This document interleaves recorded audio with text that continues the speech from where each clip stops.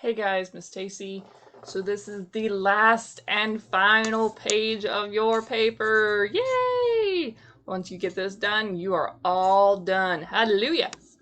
At the end of your paper, you must have that page that lists all of the sources you used for your research. I don't care if you only use like one little tiny sentence out of one article, you have to cite it. You used it. Okay, if you don't, then you've stolen it, and that is a no-no. So it doesn't matter if you quoted something, paraphrase them, or just merely use them when you were doing your research, you have to cite them. You have to.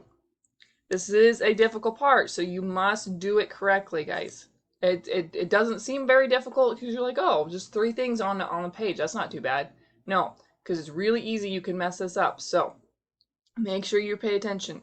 Remember that your citations are in MLA, not APA, MLA format. So these are the websites that Miss Manders and I were helping you with. There's Citation Machine, there's EasyBib, and there's CiteFast. So when you go to these will help you create the citations. Okay, so make sure that you put it on the right format, MLA, and then you can like copy and paste the URL or the book, and you can search it, it'll pull it up, it'll pull up the citation for you, okay guys?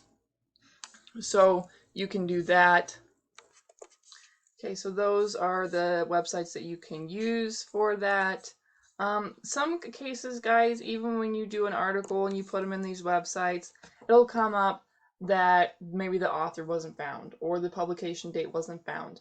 So what you'll need to do is you'll need to go back and look at those websites you did your research on and see if you can find that information on the page. Sometimes it doesn't automatically pull it into the citation websites. And if you can't, then use the name of where the information was from. So if you got it from the Holocaust Memorial Museum, that is what you're going to put under the author's name, is where you got the information. So those are some websites to help you out. Use them.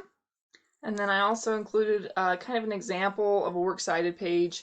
So this is what MLA citations should look like.